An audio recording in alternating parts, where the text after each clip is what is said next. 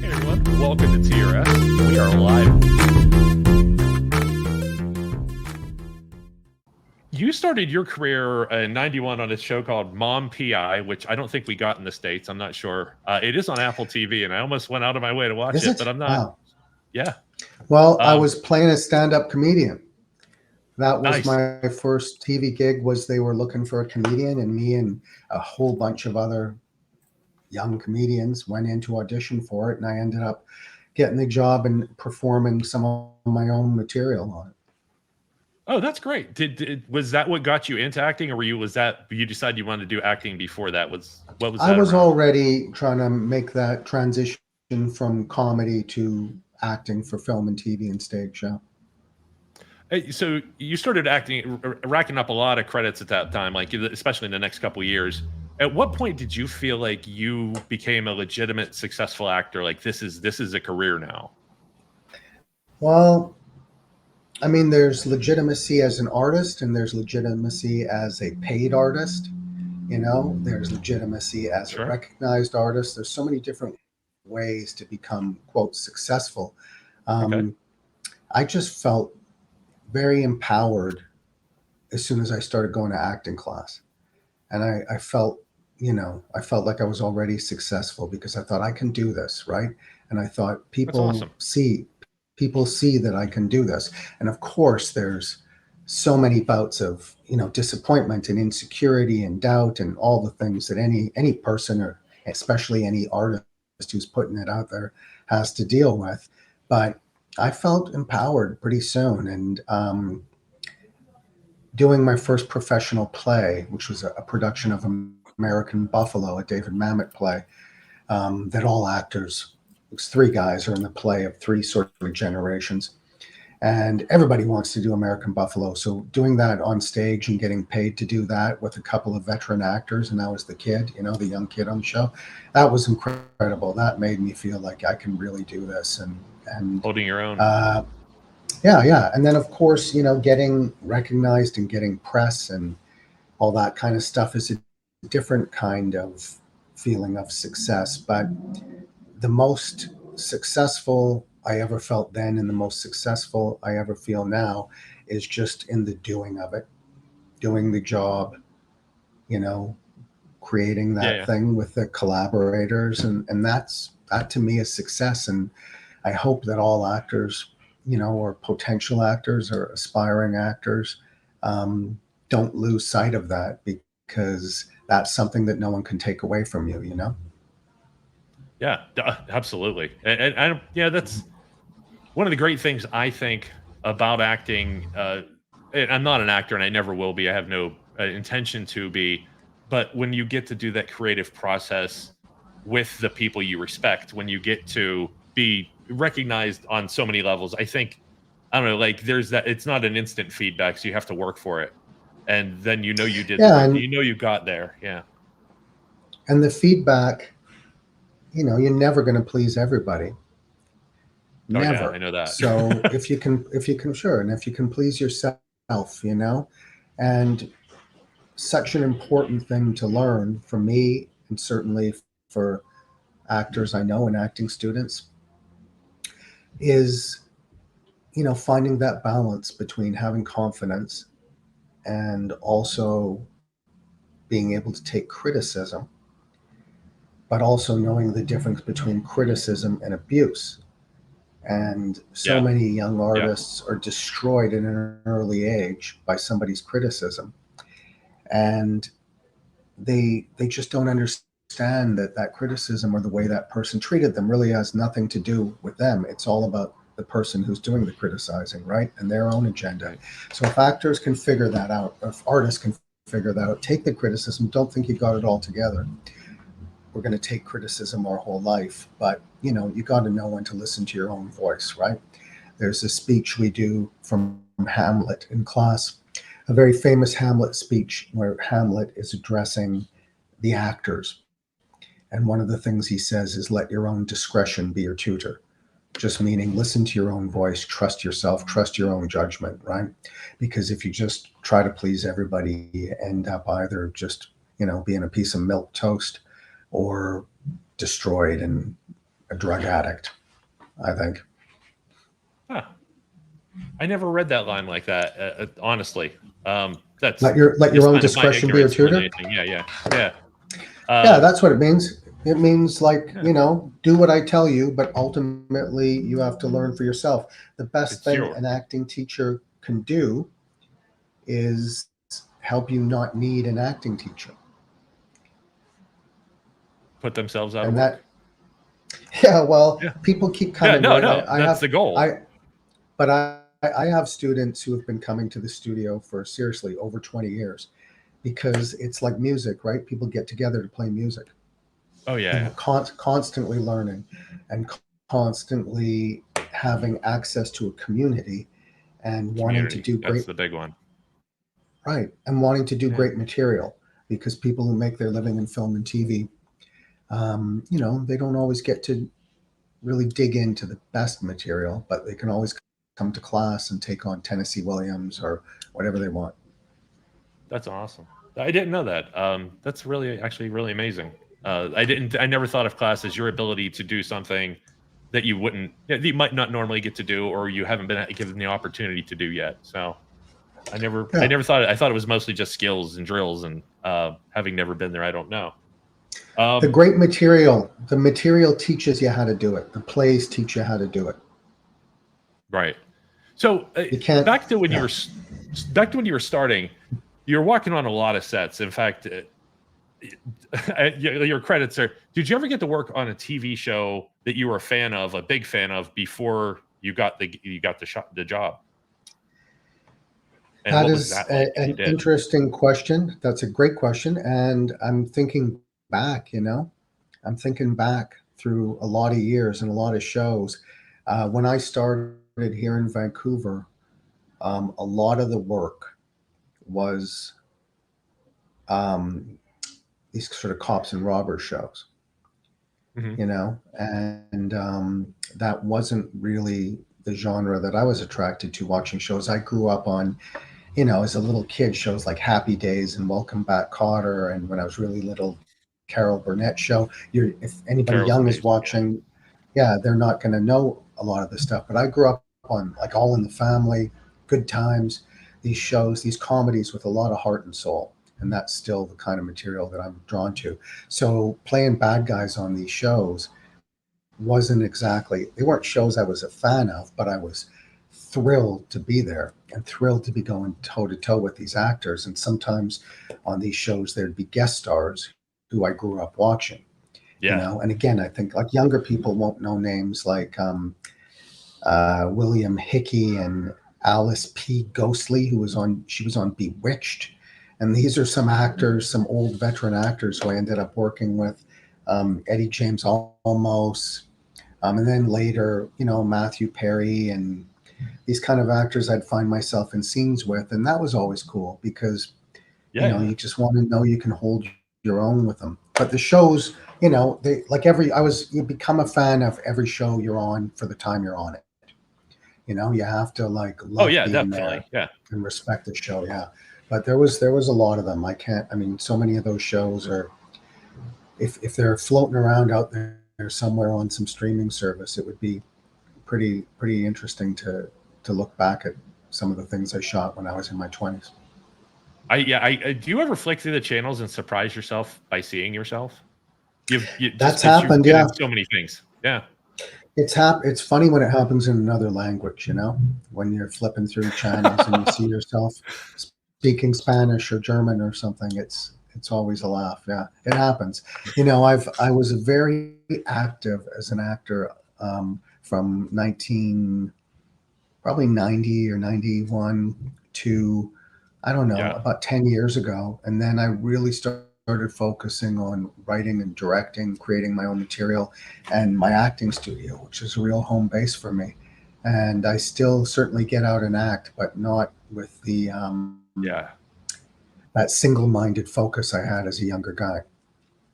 Yeah, when I do interviews, I like to dig in and watch stuff or stuff I've seen, rewatch stuff, and you had so much stuff out there. I kind of had to narrow it down to like, well, we talked about it a little bit, sci-fi. Like, I know some of that stuff. We have a game coming up. I'll let Josh introduce it when we get there, but um, I just wanted to, I want to know, because this is a relationships show. How did your relationships evolve from when you first started getting involved in entertainment? We can go back to even boxing or comedy, up through the mid '90s to 2000. How did your relationships, your friendships, your romantic relationships, even your relationship with your family, how did those grow and change as you grew and changed? Uh, I like that subject because I think it's something, that's very meaningful to me and what I ended up doing with my life here with this acting studio. We just hung a big quote up on the wall, and because I'm like, now I feel kind of on the spot because I just hung it up. I'm going, am I going to remember this quote? It's from Carl Jung. No matter how lonely and isolated you may feel, if you do your work truthfully or truly and conscientiously, unknown friends will come and seek you. Right? Yeah, It's the truth. If you do your work the truly truth. and conscientiously, things come to you. You attract good things in. And that's what I found, by being in everything. And being a boxer, I didn't really make really close friends with other boxers, but I certainly felt a strong part of that gym, as a kid. And it was really proud to Sure. travel with the team and wear the jacket. And later in life, when I lived in Los Angeles, I trained at the Wild Card Gym, which is Freddie Roach's gym. Freddie Roach is a trainer of many champions, including Manny Pacquiao and James Toney, so many great fighters. And I felt, even though I wasn't a real fighter, I'd been a fighter, an amateur fighter as a kid, I just felt part of that gym. So being part of something, I think if you find something that you do truly and conscientiously, you become part of it. With music, it was like that, but I always felt a little bit like I wasn't in the right place. Acting, I loved it. I loved connecting with those people in class, and those were Right. like for Sure. sure some of the happiest times of my life. Just making friends in acting class, always going out for drinks after class, and closing the bar down. Some of those people are still among my closest, dearest friends. Over 30 years later, almost 40 years, a long time later, and yeah, we have. As an actor, you go up in class, you get up, you do your thing. And if you're doing it truthfully, everybody knows you. They already know who you are. So, meeting girls or meeting women, I always really like the fact that in acting class, you don't have to kind of try to charm people in a bar or, what I mean? Like you just kind of go, this is who I am, take it or leave it.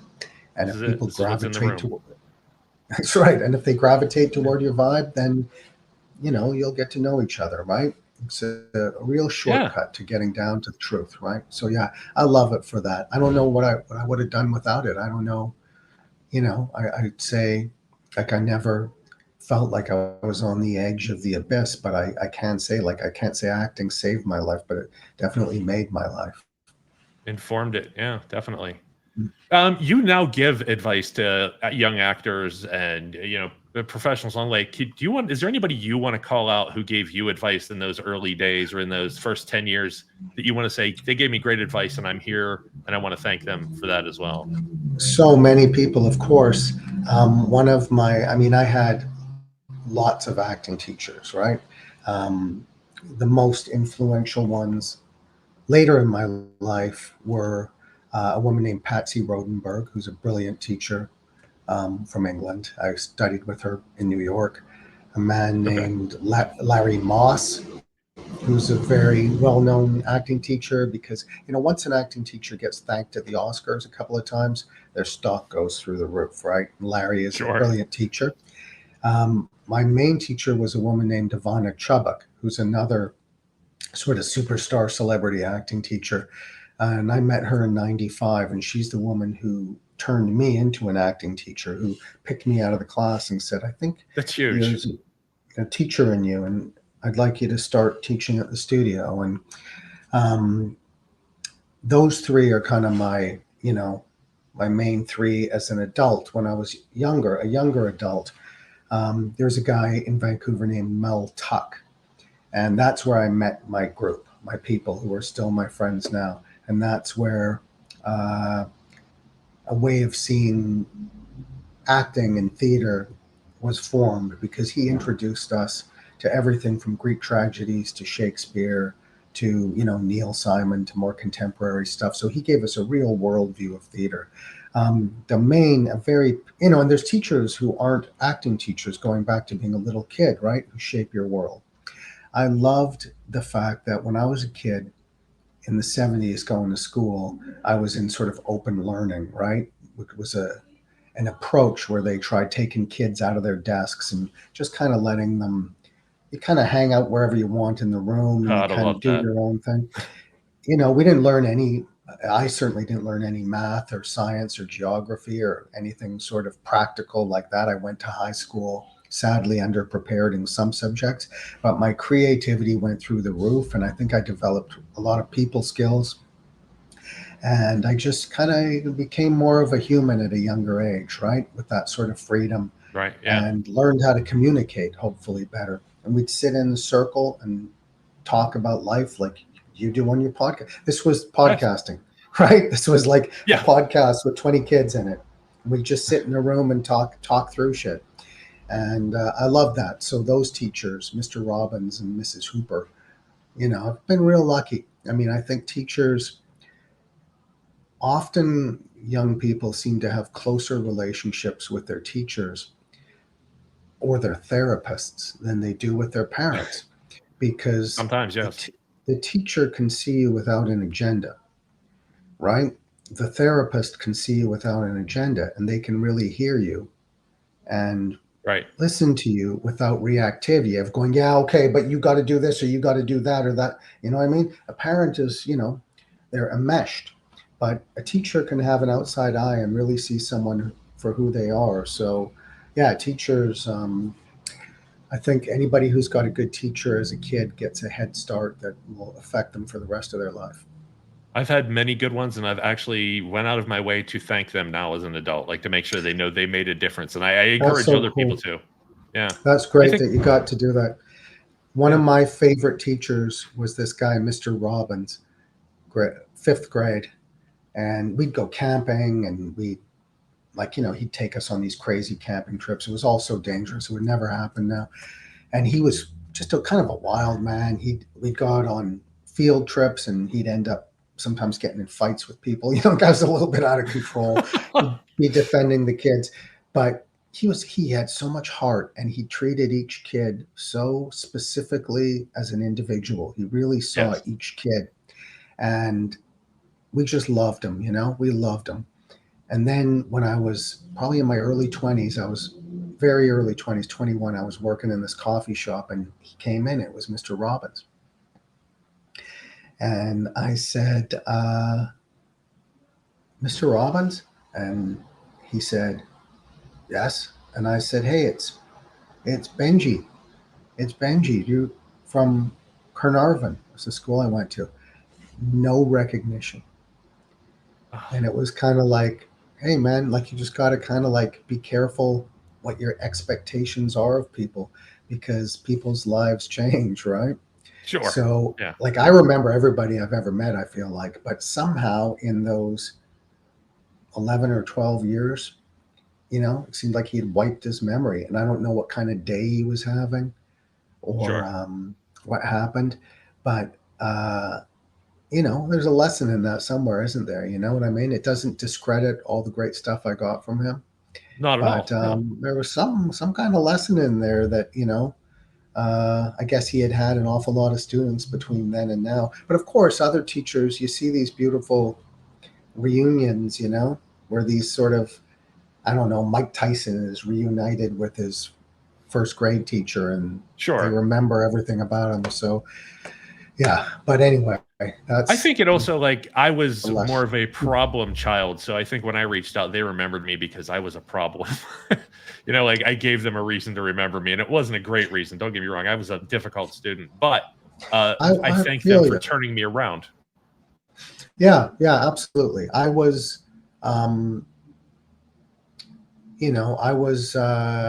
I tried a bit too hard, in many ways in class and sports and to get laughs. And, you know, I just tried to get attention a lot of ways. So I know I probably wasn't the easiest kid either.